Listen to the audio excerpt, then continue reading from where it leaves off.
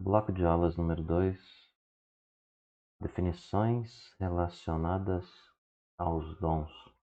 Primeira parte da aula a gente vai falar da visão calviniana, ou seja, a visão do próprio reformador protestante, João Calvino, e num segundo momento, mais ao fim, a visão da Igreja Presbiteriana do Brasil sobre essas questões. Lembrando, não é minha opinião, é a opinião dos pensamentos aí, do pensador e da instituição. E assim comecemos com uma introdução antes de entrar no próprio João Calvino em si. E aqui eu quero começar falando da ideia do apostolado. A palavra grega apóstolos, que pode ser traduzida literalmente por apóstolo, enviado ou mensageiro, é equivalente ao aramaico shaliach, que lê da direita para a esquerda, no caso, o segundo termo, né? Que tem o significado literal básico de enviado. No judaísmo rabínico, esse termo shaliach era um emissário, dizia respeito ao emissário do Sinédrio, Supremo Tribunal dos Judeus, que tinha ali autoridade sobre todos os judeus do mundo, enviado esse indivíduo aos judeus da dispersão, por exemplo, para ensinar em nome do Sinédrio. E quando o Sinédrio ele tomava uma decisão, a decisão geralmente era confiada a esse shaliach, esse mensageiro, esse enviado, que comunicaria então às pessoas a decisão que fora tomada pelo Sinédrio e também para comprovar que a decisão era ali cumprida. E quanto ao Shalia, no Tratado de Berachot 5.5, a gente observa que o Shalia de uma pessoa é como a própria pessoa. Esqueci de tirar o pontinho em cima do shin ali, mas a ideia está exposta ali, né? A palavra em si. Então, quando o Shalia ele era enviado, por trás dele e nele, você tinha ali a autoridade do Sinédrio falando. Ele era então representante do Sinédrio.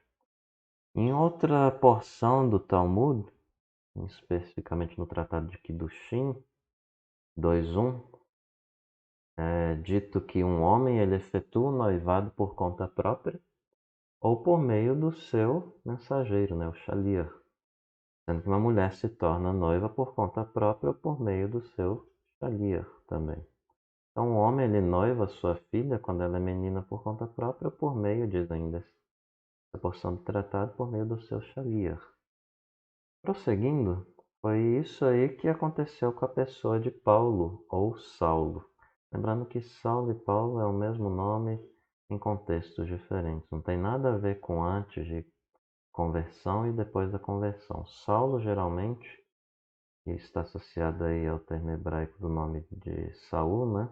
Shaul, é uma palavra, um nome dele utilizado geralmente entre os judeus, um contexto judaico, enquanto que o nome grego, de onde traduzimos aí Paulo, né? Paulos, vem a ser usado mais em contextos gentílicos, né? Fora do contexto judaico. Então Paulo, ou Saulo, quando ele foi à sinagoga de Damasco, levando a autorização dos principais sacerdotes, sendo por eles comissionado, foi nessa titulação de Shaliach, né? Como enviado. E esse pano de fundo ele está também ali na ocasião em que Jesus ele escolhe os 12, né, homens e dá a eles o título ali de apóstolos, né, que na verdade ali alguns que sustentam que é o título de Shaliach. Então os apóstolos são representantes pessoais de Jesus, dotados por ele com autoridade para falar no nome dele. E quando eles eram enviados, era dito geralmente a eles o que é dito ali em Mateus 10:40, né? Quem vos recebe a mim, me recebe. Quem vos recebe a mim, me recebe. Então, o cristão ele é o representante de Cristo no mundo, mas não executa essa tarefa, dependendo da sua própria força e poder. A força e o poder de Jesus estão com ele. Então, o Shalia é porta-voz autorizado, ele fala com a autoridade da pessoa do corpo que o comissionou. Então, Paulo se identifica como Shalia, ou, para utilizar aqui o termo grego, traduzido para o português, como apóstolo. Mas aí fica a pergunta: existem apóstolos hoje? A resposta é sim e não. Sim, quanto ao aspecto qualificativo, como adjetivo, né? Sendo uma pessoa enviada, mas não quanto ao aspecto de título, como substantivo, né? Ou seja, não existem apóstolos hoje como os 12, como Paulo, né? E a igreja primitiva ela reconheceu isso, até porque quando os apóstolos morreram, um novo período foi inaugurado, né? O período pós-apóstolos, pós-apostólico. E o bispo Inácio da Síria, vivendo ali próximo a 110 depois de Cristo, a caminho do seu martírio, ele escreveu várias cartas às igrejas, nas quais ele repete constantemente essa sentença. Não lhes dou ordem ou mandamento como fizeram Pedro e Paulo, porque eu não sou apóstolo para condenar os homens. Então, mesmo sendo bispo, ele enfatiza que não é apóstolo e que não tem a mesma autoridade deles, né? Então a gente deve entender esse conceito aí com a mesma clareza.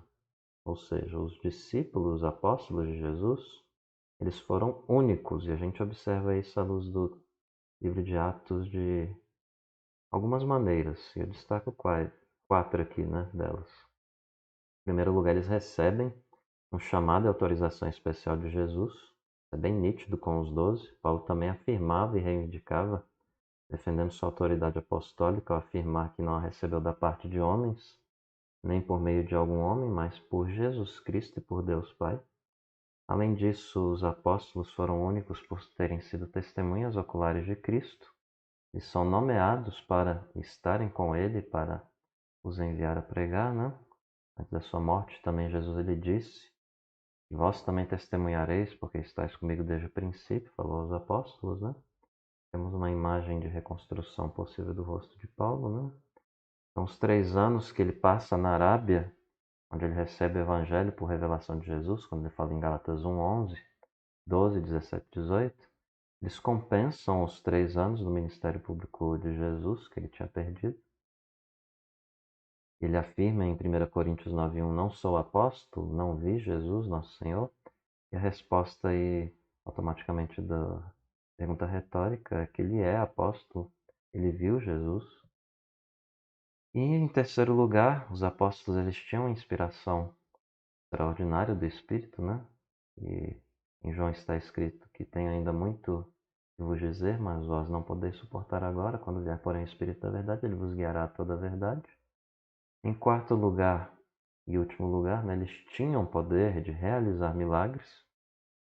E em 2 Coríntios, para fechar e destacar essa questão, temos aí: as credenciais do apóstolo foram apresentadas no meio de vós com toda a persistência, por sinais, ou seja, milagres, né?